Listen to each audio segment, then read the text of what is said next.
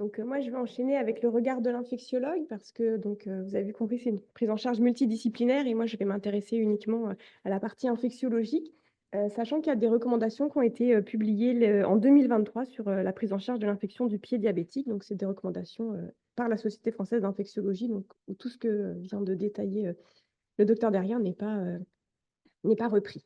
Donc pourquoi le pied diabétique? Vous avez compris que c'était assez complexe dans la prise en soin de ces patients-là, que la multidisciplinarité était indispensable et c'est une cause de morbidité majeure dans la vie d'un patient.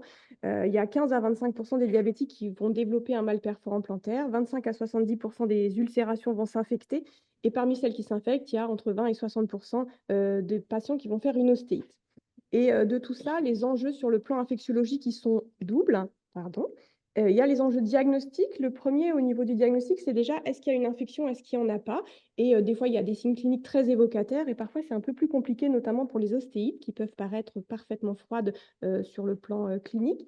Des signes de gravité et puis faire bien la différence entre une infection des tissus mous, donc peau et tissus mous, ou une infection ostéo-articulaire, parce que ça change la durée de traitement, la façon de prendre en charge les patients. Et puis, des enjeux de prise en soin. Donc, au-delà des enjeux de la prise en soin qui vient de vous être détaillée, il y a, moi, les questions d'antibiothérapie, la dose et la durée et est-ce qu'il y a besoin d'une chirurgie, pour la prise en soin de ces patients-là sur le plan infection. Donc le diagnostic d'une infection du pied diabétique, il est avant tout clinique et donc il faut 2 signes parmi les suivants, donc l'œdème local ou l'induration, un érythème, on dit de plus d'1,5 centimètre autour de la plaie, sensibilité ou douleur locale, augmentation de la chaleur locale et présence de pus. Ce qui fait que, il y a 4 grades dans l'infection du pied diabétique. Donc le grade 1, c'est le patient qui est non infecté. Donc vous voyez là, il a un mal perforant plantaire avec une hyperkératose, pas de rougeur autour, pas d'écoulement purulent, donc il est non infecté, il n'y a pas besoin d'antibiotiques. Ça, c'est le grade 2, c'est une infection superficielle, donc c'est les tissus cutanés, sous-cutanés autour de la plaie. Bon, la définition, c'est inférieur à 2 centimètres, mais on pourra y revenir pour la prise en soin enfin, pour la prise en charge antibiotique, c'est pas un critère tellement pertinent. Et ce grade 2 peut être pris en charge en ambulatoire. Après, il y a l'infection modérée ou grade 3, donc soit une rougeur de plus de 2 centimètres, là aussi, quand il y a juste la rougeur sous-cutanée ou cutanée de plus de 2 centimètres, ça peut être pris en charge en ambulatoire. Et puis l'atteinte des structures profondes. Et dans les structures profondes, il y a les muscles, les tendons, les articulations et les os. Et c'est vrai qu'on ne peut pas toujours préjuger de l'importance de l'atteinte profonde. Et on l'a bien vu avec les photos que nous a montrées Christelle. Et puis le grade 4, c'est une infection avec des signes systémiques. Donc là, je vous ai montré un exemple, mais les signes systémiques, c'est un patient qui va avoir de la fièvre avec une hyperleucocytose ou bien une hypotension artérielle, une tachycardie, une augmentation de sa fréquence respiratoire. Donc c'est plutôt des signes de gravité. Donc bon, là, il y a des signes de gravité cliniques, puisqu'il a de la nécrose sur le pied. Et le grade 4, c'est les signes de gravité également systémiques. Et dans tout ça, il peut y avoir de l'ostéite, donc une atteinte osseuse. Donc, comme vous a montré Christelle, là, je vous montre un hallux avec une ostéolyse de la dernière phalange, sachant que l'ostéite, c'est responsable d'une forte morbidité. Ça a à peu près 20 des ostéites qui finissent en amputation. Donc, c'est vraiment un élément péjoratif pour le patient. Et ça augmente la durée d'antibiothérapie. Le type d'antibiotique va être également différent. Les durées de séjour en hospitalisation, les durées de cicatrisation. Et ça augmente le nombre de recours chirurgicaux pour le patient.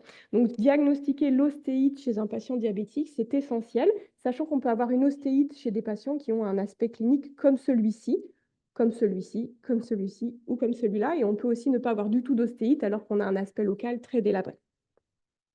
Donc, qui est-ce qu'on hospitalise? Donc, vous l'avez vu un peu avec l'urgence infectieuse, l'urgence diabétologique, l'urgence vasculaire.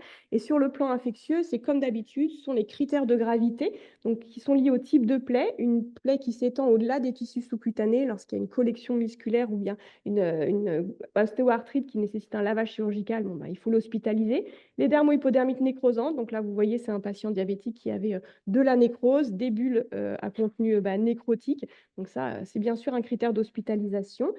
S'il y a également une suspicion de collection intratissulaire, alors là, vous ne voyez peut-être pas très bien, mais c'est un patient qui avait un mal perforant plantaire à ce niveau-là, avec un écoulement purulent. Et en fait, l'écoulement purulent fusait de là jusqu'à un autre petit pertuis qui était entre ses deux orteils. Et donc, quand on appuyait au milieu, ça sortait des deux côtés. Donc, il est probable qu'il avait une collection à cet endroit-là qu'il était nécessaire de nettoyer.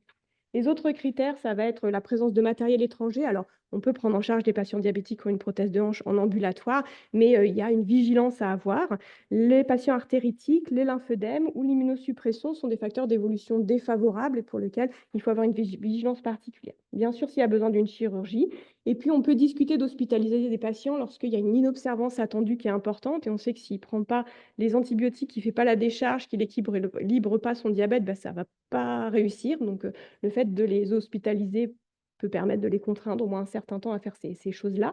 L'échec d'un traitement antérieur et puis la nécessité d'examens non disponibles en ville. Par exemple, si on a besoin d'un scanner pour préciser l'importance des lésions, les collections, bah, il va falloir hospitaliser les patients.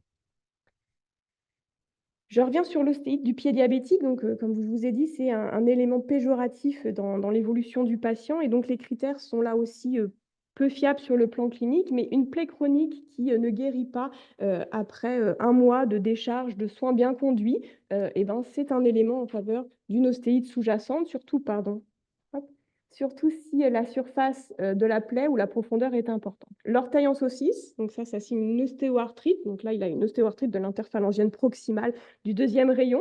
Donc ça, c'est assez typique. Et quand on voit ça, il y a une ostéoarthrite de façon quasi certaine. Pour le contact osseux dont vous a parlé le docteur Derrien, alors elle a dit que c'était simple. Moi, j'ai juste mis entre parenthèses un peu difficile à réaliser parce que en regardant la biblio, on voit que plus on en fait, plus on est bon et plus ce contact osseux va être pertinent. Et donc, c'est vrai que je vous invite à vous entraîner à le faire parce que, encore une fois, si on ne le fait jamais, on risque de se rater. Et donc, si on prend l'habitude de le faire, il a une bonne valeur prédictive positive pour les patients, enfin pour les patients qui ont un haut risque d'ostéite et une bonne valeur prédictive négative dans les cas où finalement la prévalence est assez faible. Donc, il est difficile, enfin, quand on ne le fait pas souvent, ce n'est pas un bon test, mais donc voilà, je vous invite à vous entraîner. Surtout que les patients diabétiques n'ont pas mal en général, et donc on peut facilement mettre un cathlon dans leur plaie, ça les gêne pas du tout. Et puis bien sûr, s'il y a une élimination de fragments osseux par la plaie, eh ben, c'est un élément pour dire qu'il y a de l'ostéite. Ça arrive quand même de temps en temps. Les patients nous les ramènent parfois même. Ça ne nous sert pas à grand-chose. Et puis, quand on a une suspicion d'ostéite, on fait une radio standard pour rechercher cette ostéolyse, des réactions périostées, une destruction osseuse, et on les répète 2 à 4 semaines plus tard si on a le temps de les répéter, de façon à voir si ça apparaît. Parce qu'encore une fois, il y a ce décalage radioclinique qui fait qu'on peut être totalement rassuré et 15 jours plus tard, il y a une grosse ostéolyse. Et puis après, il y a parfois d'autres examens qui sont à faire, notamment des IRM. Mais bon, là, probablement que ça nécessite d'en discuter lors d'une discussion avec un spécialiste. Pour ce qui est des examens biologiques, voire microbiologiques, ils ne sont pas systématiques, notamment en médecine ambulatoire. J'insiste sur le fait que les écouvillons sont à proscrire toujours, même si ça coule du pus, il n'y a pas besoin de faire des écouvillons parce que toutes les plaies sont colonisées et donc on va se retrouver avec de la flore dont la signification n'est pas obligatoirement la flore responsable de l'infection. Donc jamais d'écouvillon, quel que soit l'aspect local de la plaie. Si le patient est sceptique, ben, il y aura des hémocultures, donc globalement en grade 4. Et puis l'autre examen qui est vraiment pertinent, c'est la biopsie osseuse, et je vais revenir un tout petit peu dessus, parce qu'il y a des conditions de réalisation de la biopsie osseuse pour des patients qui sont, on fait très régulièrement en ambulatoire, qui sont essentielles à respecter. Tout ce qui est PCT, CRP n'a pas d'indication, et du coup, il n'y a pas d'autre prélèvement à visée microbiologique qui va être intéressant. Dans les autres prélèvements, j'en ai pas parlé, mais une créate pour adapter nos antibiotiques va bien sûr nous être utile. Juste par rapport à l'écouvillon, donc c'est une étude parmi plein d'autres. Donc là, ils ont comparé 400 patients. Enfin, ils n'ont pas comparé, ils ont pris 400 patients. Ils ont comparé un écouvillon avec un curetage biopsie des tissus après débridement. Donc c'était des ulcères qui étaient présents de longue date, essentiellement à cause de la neuropathie ou neuropathie plus ischémie. Et en fait, il y avait une documentation très large. Les patients avaient plus de 4 ou 5 germes sur les écouvillons. C'était discordant entre les curetages et les écouvillons pour plus de la moitié des patients. Et sur l'écouvillon, on a souvent moins de pathogènes, donc on va trouver des staph coagnegs, on va trouver des corinébactéries, plus de contaminants, et donc l'écouvillonnage est moins sensible, moins spécifique, et ça reflète juste la colonisation de la plaie et pas du tout les germes qui vont être à l'origine de l'infection. Donc c'est vraiment à proscrire. Et pour les bonnes pratiques de la biopsie osseuse, donc on la réalise en cas d'ostéite. C'est toujours guidé par des examens d'imagerie. Donc si on a une radio qui montre une ostéite, en fait, c'est là où il faudra probablement nous l'adresser pour qu'on organise l'IRM et la biopsie osseuse, qui est souvent sous scanner au CHU de Rennes. Parfois, ça peut être chirurgical. Et l'élément essentiel, c'est de faire une fenêtre antibiotique d'au moins 15 jours.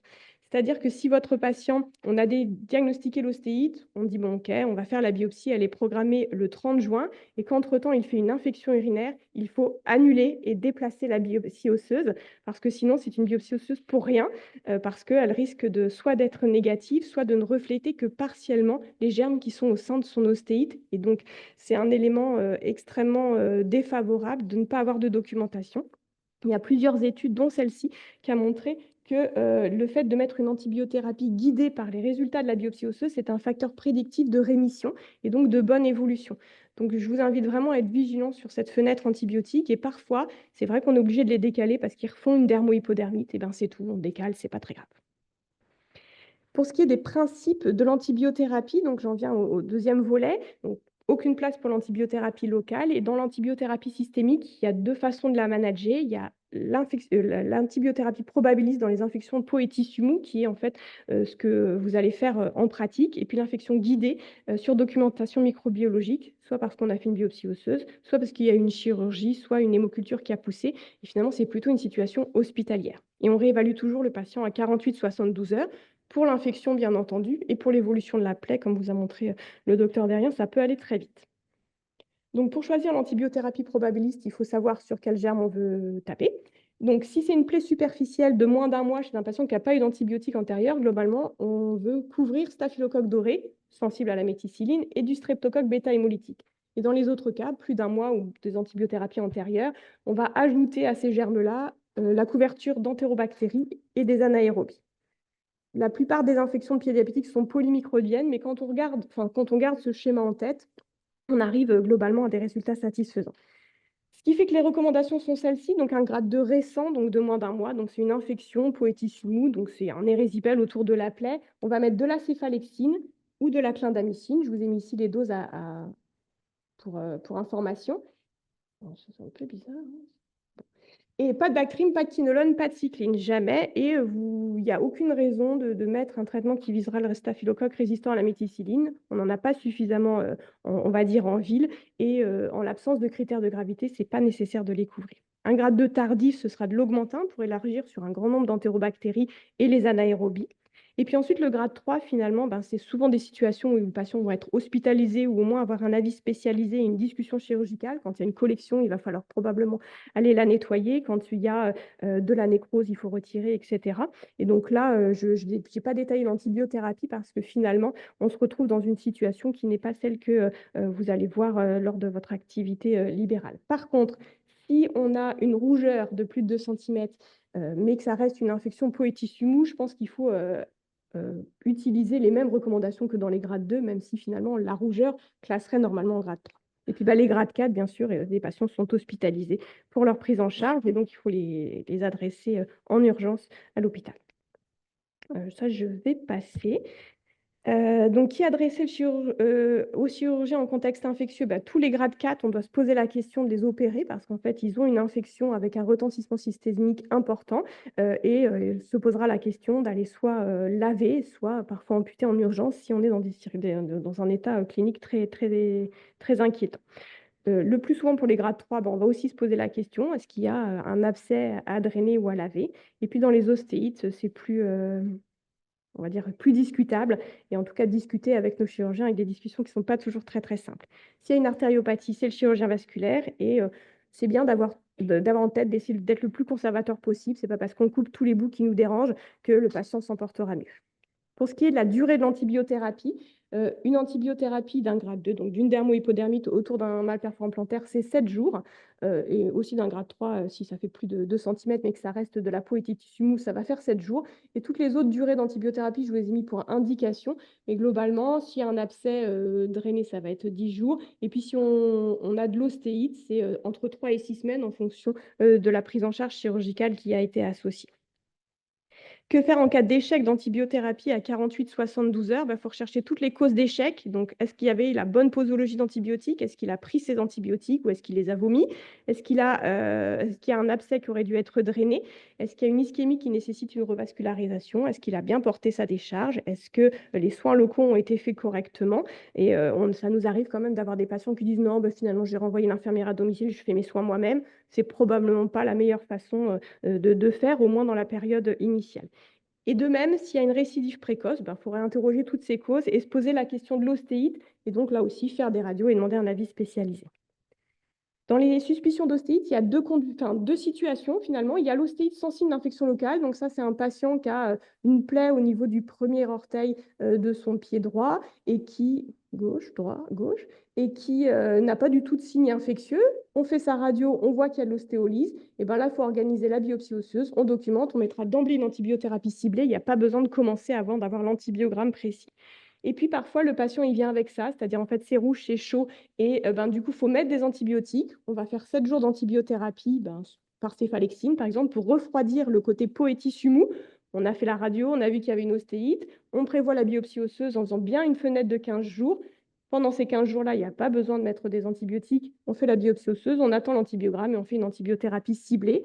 Et puis, de temps en temps, on nous dit qu'on ne peut pas biopsier parce que c'est un petit peu sur des petits orteils. Et là, on est disponible pour en discuter avec vous pour l'antibiothérapie. Je vais passer, mais sachez qu'il y a des tableaux avec les posologies des différents antibiotiques sur le site de la SPILF, qui est le site de la Société française de pathologie infectieuse, et vous pourrez retrouver les éléments essentiels. Et voilà, comme ça, je termine à peu près dans les temps. Sur l'infection de pied diabétique, donc c'est fréquent, c'est associé à une morbidité extrêmement importante. Et donc, une fois qu'on a ça en tête, c'est important de prévenir et d'éduquer les patients, comme on le disait tout à l'heure, éviter les plaies, mais aussi les éduquer à consulter rapidement s'il y a quelque chose, et parce que plus on attend, finalement, plus ce sera compliqué. Pour bien traiter l'infection, il faut éviter les antibiothérapies inutiles. Ce sont des gens qui font régulièrement des plaies, qui font régulièrement des infections, qui vont être exposés aux antibiotiques. Donc, quand il n'y en a pas besoin, il faut savoir dire non, là, ça ne va pas jouer, et on ne peut en mettre. Évaluer la gravité, l'urgence et la profondeur de l'infection. Savoir orienter les patients. Est-ce que je peux le prendre en charge en ambulatoire? Est-ce que j'ai juste besoin d'un avis spécialisé? On a, par exemple, en maladie infectieuse, Omnidoc ou notre ligne d'avis qui est disponible pour en discuter. Est-ce qu'il y a besoin d'un avis chirurgical? Et en général, en ambulatoire, 7 jours d'antibiothérapie suffisent. Et si ça n'a pas suffi, s'il récidive, c'était peut-être qu'en fait, il y avait une ostéite. Et là, il y a des examens supplémentaires à faire. Et puis, sans oublier, bien sûr, tout le reste qui nous a été présenté. Je vous remercie.